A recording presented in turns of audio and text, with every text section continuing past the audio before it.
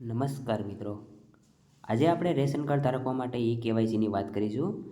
જે કેવાયસી માટેનો વિડીયો તો બનાવ્યો, આપણે ફરી એકવાર વિડીયો બનાવવા જઈ રહ્યા છીએ. જે લોકોને નથી ખબર તે માટે તેની વિશે. તો રેશન કાર્ડના નિયમો છે 4. જે કેવાયસી કરાવવું ફરજિયાત છે. રેશન કાર્ડમાં કેવાયસી શા માટે જરૂરી છે? કેવાયસી નહીં કરાવો તો શું થશે? એક વ્યક્તિને કરાવવું કે બધાને કરાવવું? બહાર રહેતા લોકોએ કેવાયસી કઈ રીતે કરાવવું તે આ વિડીયોમાં આપણે સંપૂર્ણ માહિતી લેશું. આ વિડીયો અંત સુધી જોજો. અને જો મિત્રો તમે અમારી ચેનલમાં નવા હોય તો ચેનલને સબસ્ક્રાઈબ કરી દેજો. વિડીયો શરૂ કરીએ. તો રેશન કાર્ડ શા માટે જરૂરી છે? તેનું કારણ તમારા ફેમિલીમાં કોઈનું મૃત્યુ થયું હોય, બાળકનો જન્મ થયો હોય, લગ્ન બાદ નવા મેમ્બર ફેમિલીમાં એડ થયા હોય, તો કેવાયસી દ્વારા વ્યક્તિ ખરેખર હાજર છે કે નહીં તે સરકારને ખ્યાલ આવે. એના માટે કેવાયસી કરાવવું પડે.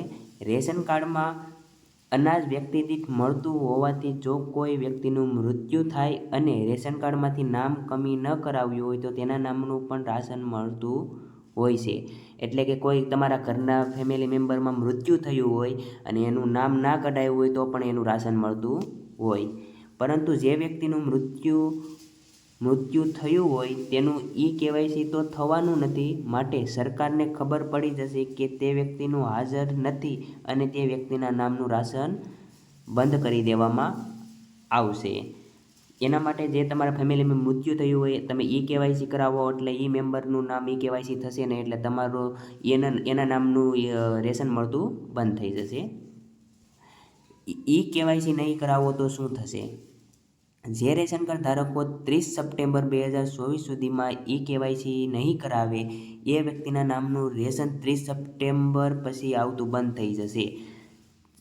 કેવાયસી કરાવવાની છેલ્લી તારીખ તમારે 30 સપ્ટેમ્બર છે. 30 સપ્ટેમ્બર પછી તમને તમારું રેશન મળતું એકય ફેમિલી મેમ્બરને મળતું બંધ થઈ જશે. બધાને કેવાયસી કરાવવું ફરજિયાત છે. 30 સપ્ટેમ્બર છેલ્લી તારીખ છે. રેશન કાર્ડમાં રેશન તો મળે છે, પરંતુ જે વ્યક્તિએ કેવાયસી ના કરાવ્યું હોય તો એ વ્યક્તિના ભાગનો જથ્થો ઓછો મળશે. કેવાયસી નહીં કરાવ્યું તો ભાગનો જથ્થો ઓછો મળશે. આપેલ તારીખ પછી પણ કેવાયસી કરાવી શકાશે. અને જ્યારથી કેવાયસી કરાવશે ત્યારથી એ વ્યક્તિનું નામ રેશન ફરી મળવાનું ચાલુ થઈ જશે. તમે 30 સપ્ટેમ્બર પછી કેવાયસી નહીં કરાવ્યું હોય તો 30 સપ્ટેમ્બર પછી તમે કેવાયસી કરાવી શકો છો, તો ત્યારથી આપણને રેશન મળતું ચાલુ થઈ જશે. આગળ વાત કરીએ તો ઘરમાંથી કોઈ વ્યક્તિએ કેવાયસી કરાવવું કે બધાને કરાવવું? વાસ્તવિકમાં કેવાયસી રેશન કાર્ડમાં સમાવિષ્ટ નામના તમામ વ્યક્તિએ કરાવવું જરૂરી છે. નાના બાળકોનું હોય તો તેનું પણ કેવાયસી કરાવવું જરૂર છે. તમારા ઘરના ફેમિલીમાં રેશન કાર્ડમાં જેટલા નામ હોય એ બધાને રેશન કાર્ડમાં કેવાયસી કરાવવું ફરજિયાત છે. કારણ કે સરકાર રેશન કાર્ડમાં જે અનાજ આપે છે તે વ્યક્તિ દીઠ હોય છે. આગળ વાત કરીએ. જે લોકો બહાર રહેતા હોય, ફેમિલી સાથે ન હોય એ લોકોએ કેવાયસી કરાવવું જોશે.